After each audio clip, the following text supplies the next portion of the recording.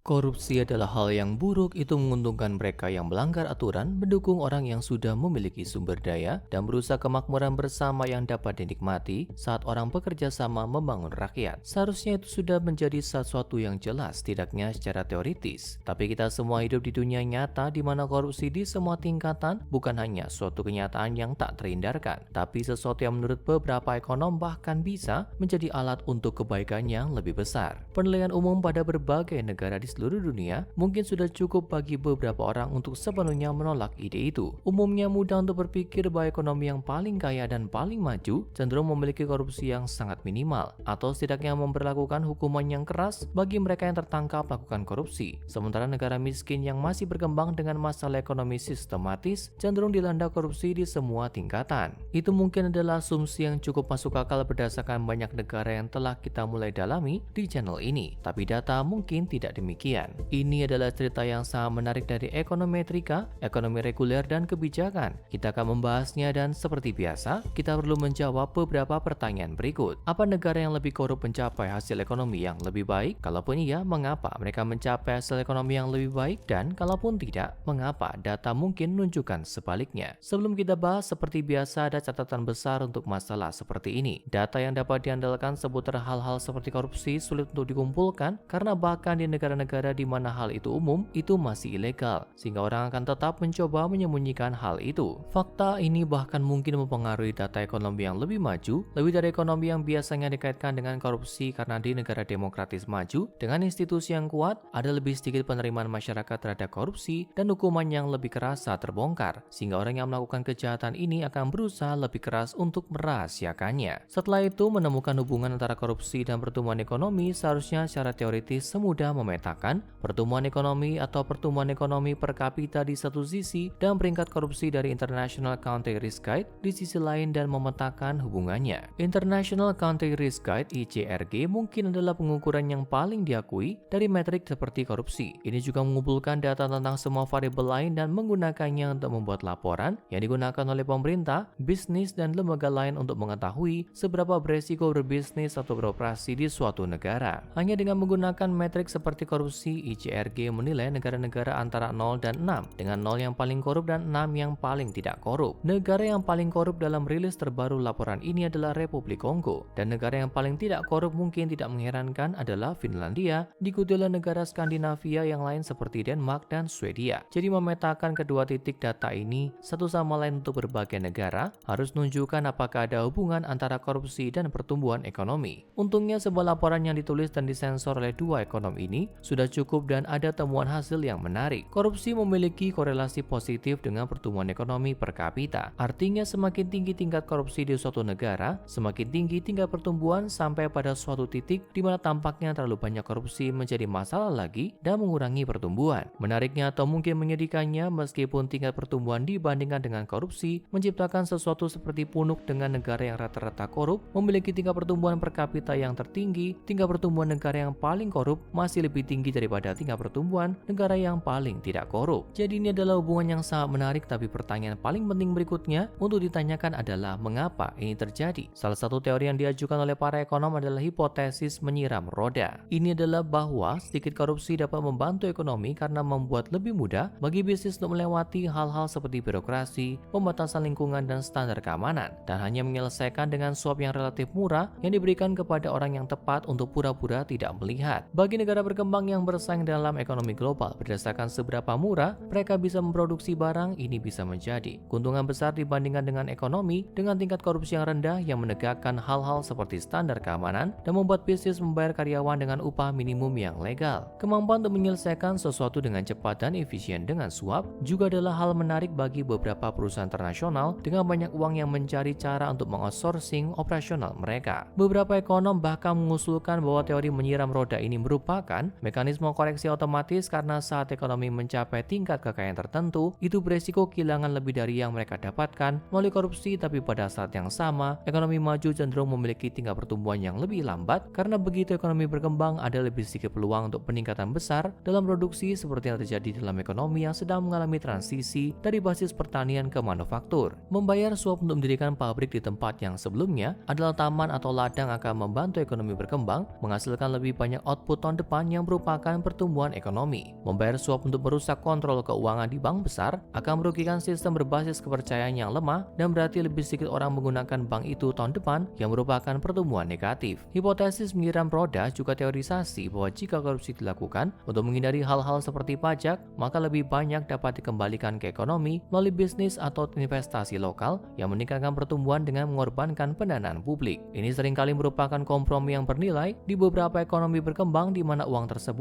mungkin atau mungkin tidak secara korup diambil oleh pemerintah dan investasi umum dalam modernisasi industri dapat memiliki nilai pengembalian yang sangat tinggi. Contohnya, seorang petani biasa yang melewatkan pajak agar mampu mengupgrade dari alat manual ke traktor akan meningkatkan output ekonomi mereka secara besar-besaran. Seseorang di ekonomi yang kaya yang melewatkan pajak agar dapat membeli lebih banyak saham dalam portofolio saham tidak akan memiliki efek yang begitu besar. Tapi sebelum kita berpikir untuk merusak sistem tata pemerintahan dengan suap demi kemakmuran ekonomi, penting untuk diingat salah satu pelajaran paling penting saat berurusan dengan data apapun, korelasi bukan kausalitas. Contoh klasiknya adalah penjualan es krim secara wilayah dan orang yang berenang di suatu wilayah itu sangat berkorelasi. Tapi makan es krim tidak menyebabkan orang tenggelam kecuali mereka makan terlalu banyak. Mungkin, tapi orang berenang tidak secara ajaib meningkatkan penjualan es krim. Hanya keduanya berkorelasi dengan cuaca panas di luar. Pada hari-hari yang panas, lebih banyak orang pergi berenang dan membeli es krim. Hal yang sama mungkin terjadi dengan korupsi dan pertumbuhan ekonomi. Titik data aktual untuk korelasi ini menunjukkan bahwa pada dasarnya hubungan ini tidak jelas. Setidaknya perlu bantuan pemodelan komputer untuk memetakan regresi non-linear ini. Hal ini juga secara potensial memiliki sesuatu yang setara dengan variabel cuaca panas untuk berenang dan es krim. Itu adalah seberapa kaya suatu ekonomi. Ekonomi yang kaya dan maju cenderung memiliki korupsi yang rendah dan pertumbuhan yang rendah. Ekonomi yang sepenuhnya belum berkembang cenderung memiliki tingkat korupsi yang tinggi dan juga memiliki tingkat pertumbuhan yang rendah. Tapi ekonomi yang berkembang biasanya membangun sistem ekonomi yang kuat dan pada saat yang sama ketika mereka mencoba untuk meningkatkan atau dipaksa untuk meningkatkan fungsi pemerintahan mereka. Studi ini juga hanya menguji 65 negara, kira-kira sepertiga dari total negara di dunia. Jadi meskipun kita hampir berharap ada lebih banyak dari cerita ini, dan mungkin kita telah menemukan rahasia untuk mempercepat pertumbuhan ekonomi, kesimpulan logis bahwa korupsi buruk mungkin tetap benar. Kalaupun ada yang lain, ini adalah studi kasus yang baik untuk tidak mengambil statistik dan korelasi sembarangan, terutama untuk sesuatu yang penting seperti tata kelola ekonomi. Kami telah menghindari untuk menyebutkan negara tertentu dalam video ini, dan ada banyak contoh di mana korupsi menahun menjadi kehancuran ekonomi segera di channel ini. Terima kasih sudah menonton sobat, jangan lupa like, comment, subscribe, dan share video ini ke orang terdekatmu. Nantikan video-video terbaru lainnya hanya di Ekonomi Terungkap, sampai ketemu di video selanjutnya.